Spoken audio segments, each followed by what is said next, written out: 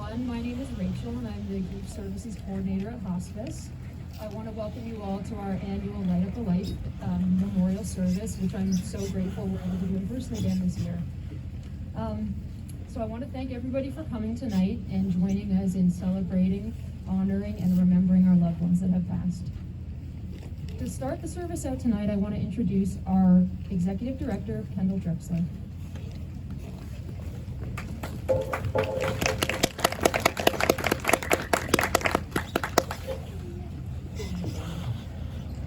Welcome to our Light Up a Life ceremony. We are so grateful to be here with all of you at our new building. And anybody who's cold, I was the one who pushed for it to be outside, and I pushed really hard. My deepest apologies. As we head toward the darkest day of the year, celebrations of light are reminders of brighter days to come. The cold night air is a stinging reminder of our grief, but we are all here together, keeping each other warm. And this is a powerful setting.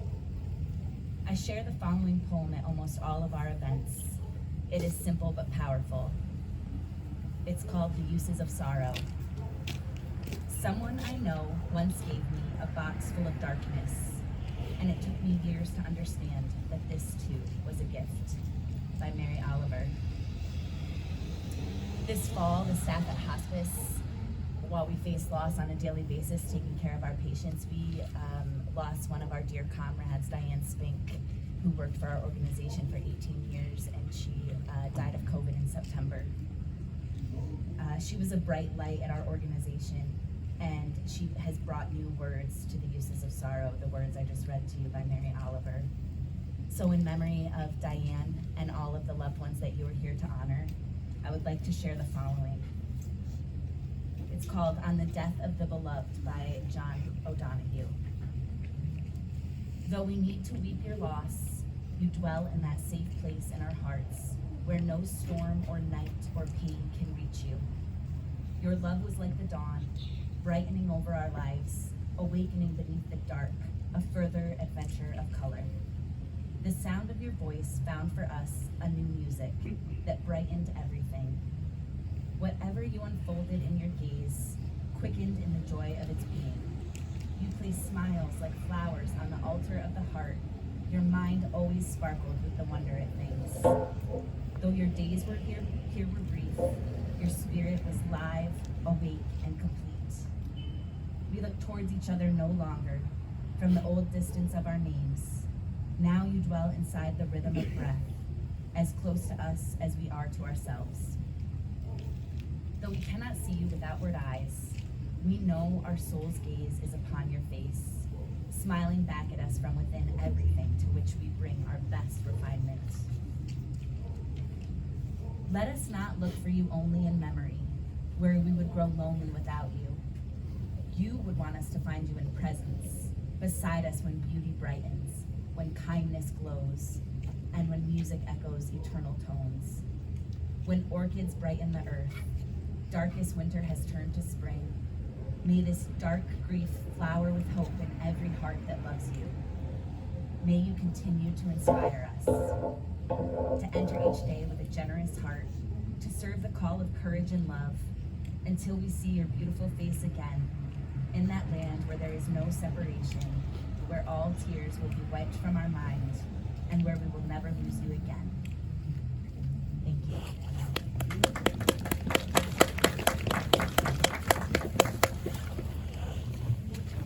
Thank you, Kendall. I now want to introduce the combined choirs of St. Bartholomew's and St. Paul's churches, directed by Joni Gillette.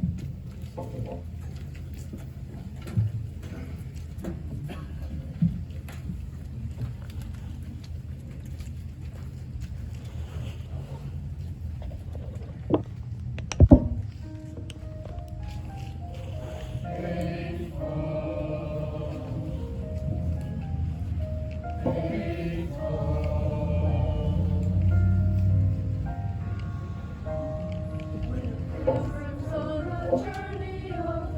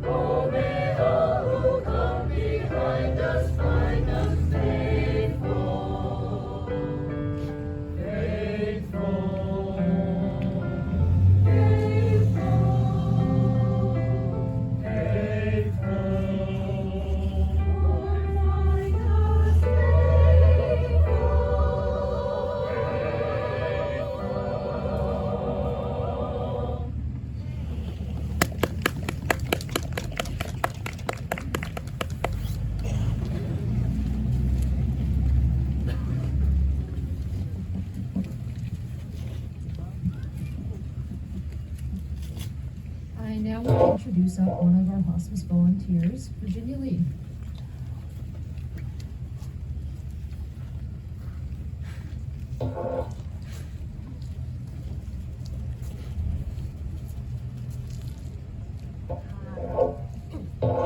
Rachel asked me if I'd be willing to do some readings, and I'd like to share with some of you some writings that my niece, Emily Maynard, wrote.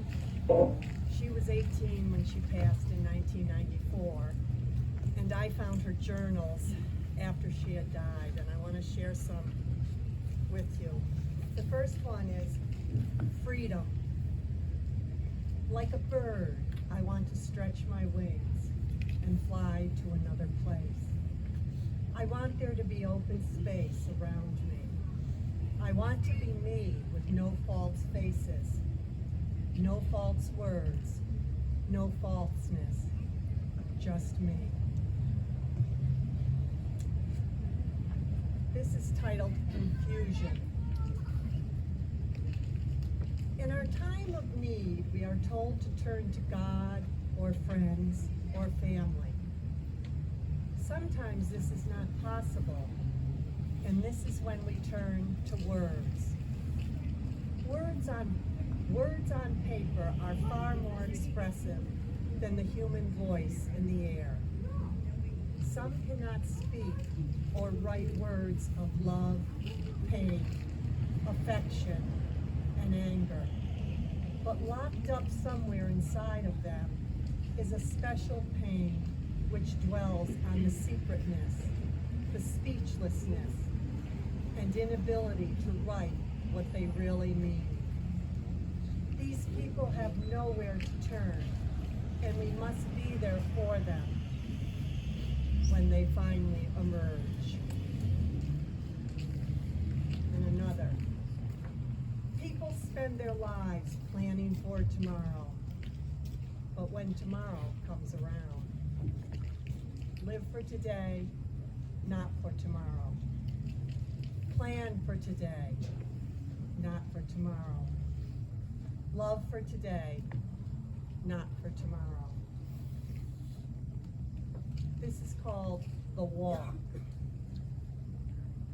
I open the door and walk down the path. The air is fresh, and there is a crisp edge to the wind. I look up. The clouds whiter than white. The sky is an artificial blue. I don't think about where I am going. I let myself be led by what I don't know or care. Rain begins to fall gently to the ground. The trees are quivering in the wind. I stiffen and look up, realizing I no longer know where I am. I trip on an unknown obstacle, but as I start to fall, I am caught by an unknown force. I look around for my Savior who stopped me hitting the ground.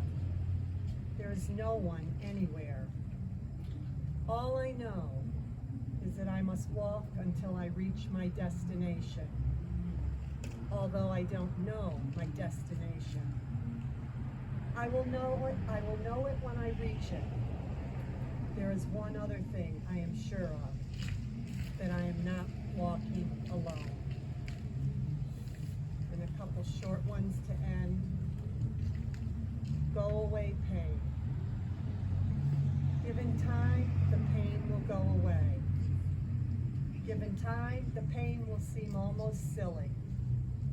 My pain has gone away. Be what I wish, be what I may. I'll always be there at the end of the day.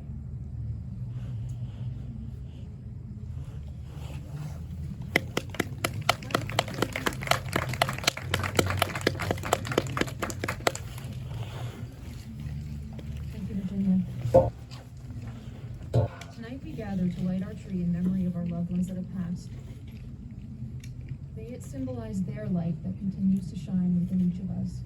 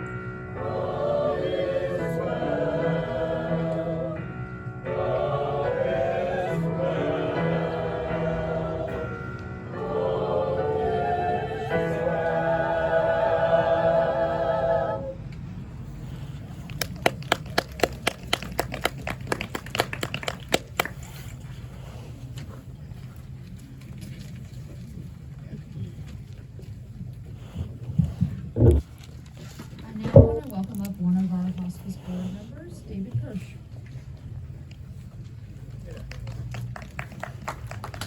Thank you. Whenever I see these lights, I think back to a time when I was a kid. We lived in Boston, Massachusetts, and there's a place called the Commons. And well, as I was about, how old was I? Young guy. And the whole park down in the Commons was lit with these lights around this time of year. And it always had this wonderful sense to me of continuation, of things going on. So whenever I see lights like this, or downtown in Norwich and all those things, I think of that. And the readings that Rachel provided for me, thank you, Rachel, it talks about light and continuation that way. So as we're thinking this way, of all those people who have passed beyond us and our memories and our thoughts, the lights kind of represent them as we go on this way. And that's why I always like to see the lights every year at this time. This little poem called Continuance, a set of poems by a lady named Molly Fubia, and it goes. Where are you? I've been searching for your continuation beyond the boundaries of my small space. I've wanted to believe you still exist somewhere else, somewhere separate but near to me. I need only to look inside. I will find you there, shining steady at the end of a silver thread of love that will connect us forever to the most powerful truth that has ever been or ever will be. They wonder where the part of me that was you has gone. Part of them died too, they say, but they don't understand. Even now we are side by side. That doesn't mean that I can't go on living without you. It just means that I will believe in you every day of my life. I think it's a beautiful little poem. And the next poem it's called It's Not About Forgetting. And her name, the lady who wrote this, is named Lexi Barrett. More references to beautiful light. It's not about forgetting or acting like the scars aren't there or trying not to remember your face or the curve of your smile. It's not about avoiding the pain and the ache, the memories that I'll never hold, the space between us. It's about the light in your smile, finding its way into mine, and the fire in your eyes setting aflame my soul. With love, with compassion, with goodness, with hope. It's about you, your legacy, your light, your name, your memory, and the love that never dies. You left me better. You left me braver. You left me kinder. And you left me with the best parts of you. Thank you.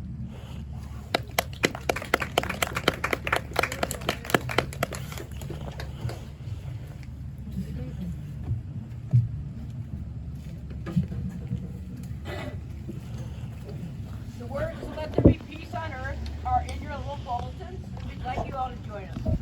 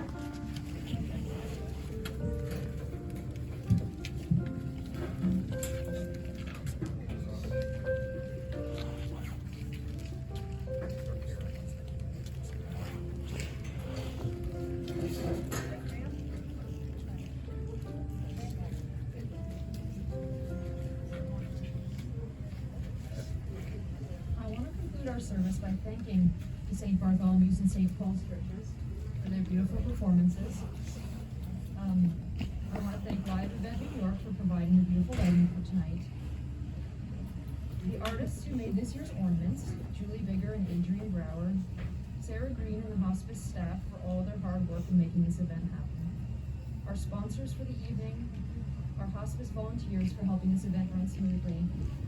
And I want to thank all of you for sharing this special evening with us and with each other. So that concludes the service for tonight.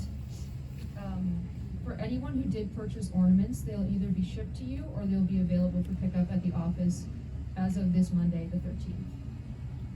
And thank you all for coming.